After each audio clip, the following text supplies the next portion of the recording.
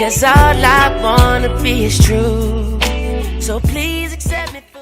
He was born in 1986 in New Orleans, Louisiana, a city where rhythm and struggle lived side by side. Lloyd Polite Jr. grew up in the Calliope Projects, surrounded by gospel, brass bands, and danger. His mother, Robin, worked constantly to keep things stable while his father chased dreams that never quite landed. Then tragedy hit early. His father was murdered. Lloyd was still a kid, but that loss shaped everything. Music became the only way to make sense of the noise around him. When the family later moved to Decatur, Georgia, it felt like a reset. Lloyd enrolled in a performing arts school and immediately stood out. He had a smooth, natural tone and an instinct for harmony that caught teachers' attention. While most kids his age were playing video games, Lloyd was on stage, singing at talent shows, recording demos, imagining a way out. He didn't just want to sing, he wanted to matter. His first real break came with a teenage boy band called N-Toon, managed through the same system that had produced so many late 90s acts. The group seemed poised for stardom. They recorded, toured locally, and even opened for big names. But the machinery behind them didn't hold. Promises collapsed, the contracts fell apart, and the dream died before it even started. For many kids, that would have been the end. Lloyd decided it was a beginning. By 2004, fate stepped in again. He met Irv Gotti, the larger-than-life producer who had built Murder, Inc. into a hit factory for Ja Rule and Ashanti. Gotti saw something rare in Lloyd, a softness that cut through the noise. He signed him on the spot. That summer, Lloyd released his debut album Southside, with Ashanti on the title track.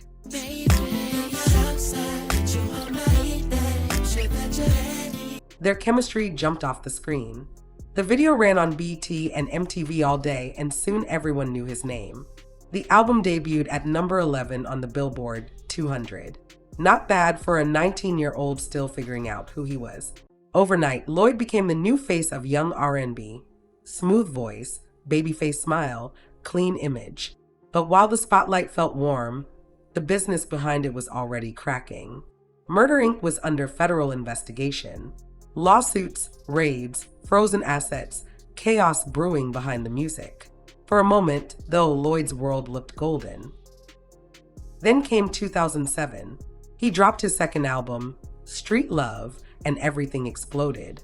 The lead single, You, featuring Lil Wayne, took over the airwaves, romantic, melodic, addictive.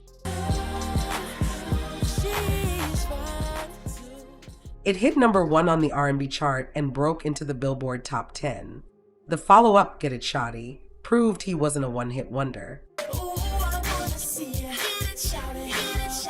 The album opened at number 2 and sold more than 500,000 copies. Lloyd was everywhere: award shows, red carpets, magazine covers. He'd become the voice of young R&B love songs. But behind the photos and interviews, things were already shifting. Too many people were making decisions for him. What to wear, who to work with, what to say. He was learning that fame didn't equal freedom. Still, he smiled for cameras and kept going. In 2008, he released his third project, Lessons in Love. It entered the Billboard Top 10, and the single Girls Around the World, again with Lil Wayne, gave him another hit. Yet the excitement had changed. By the time new names like Chris Brown, Neo, and Trey Songz began to dominate the airwaves, Lloyd could feel his space shrinking. The boy who had once represented the fresh sound of R&B was starting to see how quickly the industry moves on. He didn't know it yet, but the same label that made him a star was about to become the weight pulling him down. And the years ahead would test everything he'd learned about loyalty, survival, and self-worth. By 2008, Lloyd had what every young R&B artist dreamed of: hits on the radio, money in his pocket, and fame at his fingertips. But behind the cameras, the empire that built him was falling apart. Murder, Inc. was drowning in lawsuits and federal investigations for money laundering. The government froze its assets, and overnight, the label's doors seemed to shut. Royalty checks stopped coming, studio sessions were canceled, and new music couldn't be released. Lloyd was still under contract, but the company that owned his voice was legally paralyzed. His career was stuck in limbo. The people who had once called him family started to disappear. Irv Gotti, who used to speak of Lloyd as the future of R&B, was suddenly unreachable. For years, Lloyd had trusted him like a big brother. Now silence. The same label that had once protected him now treated him like a liability. And then, tragedy struck again, this time at home. Hurricane Katrina devastated New Orleans, destroying his hometown and displacing his family. Lloyd helped them relocate to Atlanta, paying bills, finding housing, carrying responsibilities far beyond his years. He was 20 and already living like a man twice his age. He tried to regain control through what he knew best, the music. Using his own savings, he booked studio time, recorded demos, and started from scratch. He was tired of waiting for permission. One of those songs, You, wasn't backed by any label. It was just Lloyd, a microphone, and conviction. Against all odds, it took off. Fans rediscovered him. The track spread through radio like wildfire. For the first time, his success truly belonged to him. But independence came at a cost. Irv Gotti saw Lloyd's progress as betrayal. He claimed Lloyd had no right to release new material without his consent. Lawsuits started flying. Atlantic Records, which had stepped in to support Lloyd, was threatened with legal action. Gotti insisted the singer still belonged to him. It was a cruel twist. The man who discovered him was now the one trying to stop him. Then came another legal headache. Joyce Herby, a former business associate, resurfaced, demanding unpaid money and even a job as part of the settlement. Lloyd was juggling lawsuits on all fronts, one from his mentor, another from a past partner, all while trying to survive in an industry that moves on the second you pause. He kept pushing. He went independent for a while, touring small venues, keeping his name alive. Eventually, he found a new home at Atlantic Records, hoping for stability. But the label didn't know what to do with him. He was no longer the teenage heartthrob from Southside. He was older now, more self-aware, harder to package, and in a system that profited from obedience that made him a problem. In 2011, Lloyd released King of Hearts, his most ambitious project to date. The album showed a new side of him, mature, sensual, confident, and finally in control. Songs like Lay It Down and Cupid climbed the R&B charts, while Dedication to My Ex, featuring Andre 3000, became an international hit. Critics praised the album's sound, but the numbers didn't meet corporate expectations. The label wanted instant hits, not evolution. And just like that, Lloyd was dropped. No call, no meeting, no thank you. One day he was a signed artist, the next he was on his own. He had given the industry everything. His youth, his energy, his trust. In return, he got betrayal, lawsuits, and silence. The business was changing fast. Labels now chased viral moments instead of artistry. Lloyd wasn't interested in playing that game. He didn't want to be another social media headline. He wanted to make music, real music. And for that, there was no place left in the system. By 2012, he was exhausted, burned by mentors, cut loose by labels, and misunderstood by the public. His interviews became rare, his answers short. The smile that once lit up screens faded into calm restraint. Behind that calm was a man who had seen too much and was finally ready to step away. He wasn't disappearing out of defeat. He was protecting himself. Years of chasing approval had left him empty, and he knew he needed distance to find clarity again. For the first time since childhood, Lloyd went quiet, not because he'd given up, but because he was learning how to start over. After years of chaos, Lloyd finally chose silence. There was no announcement, no farewell post, no breakdown to explain it all. He simply stepped back, quietly, from an industry that had taken nearly everything from him. For the first time since he was a child, Lloyd focused on himself. He went back to finish his education and earned his GED. He learned new instruments, read more, and spent time reconnecting with his family. He changed his habits, turned vegetarian, and started living slower. Away from the noise, he began to heal. In 2016, he gave a rare interview on Sway in the Morning. His tone was calm, his words measured, the voice of someone who had walked through fire and made peace with the burns.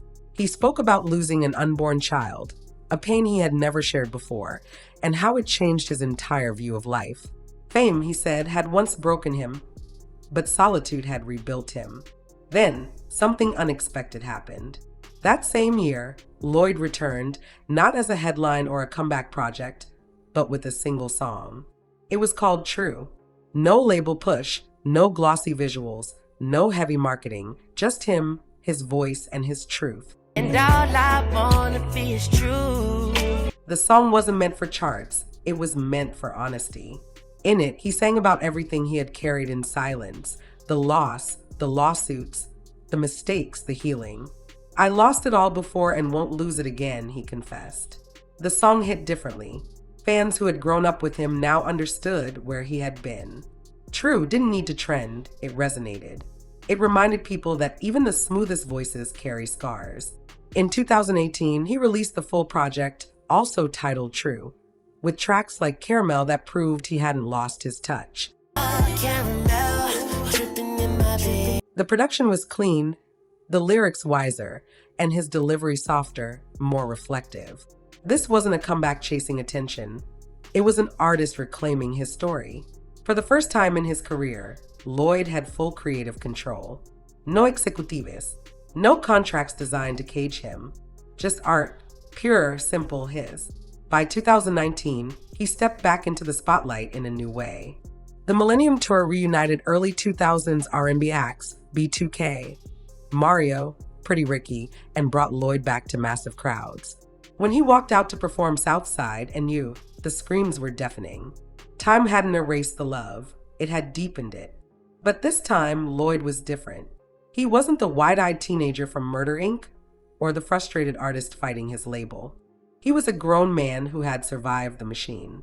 The same industry that once tried to erase him now had to applaud him, not because he was trending, but because he was still standing. That same year, he took an unexpected turn. He made his acting debut in the Bobby DeBarge Story, playing musician Gregory Williams. It wasn't a flashy role, but it was meaningful. Lloyd was portraying another artist who had suffered under fame's weight, almost a reflection of his own story. His performance was understated but powerful. By 2025, Lloyd's life looked nothing like it did at his peak. He was no longer chasing charts or industry approval. He recorded at his own pace, wrote for other artists, and released music through Empire Distribution, completely independent. He had financial stability, creative control, and peace, the three things most artists never get at once. On social media, he posted sparingly, no gimmicks, no filters. When he shared something, it mattered. A clip of him playing guitar, a short studio session, a photo of his kids. Just simple reminders that he was still creating, still grounded. Fans grew with him. The women who once sang along to You at 16 now brought their children to his shows. The men who once played Lay It Down in their first cars now spoke of him with respect, not just as a singer, but as a survivor. In an industry obsessed with visibility, Lloyd chose depth. In a culture that rewards noise, he built his legacy in silence.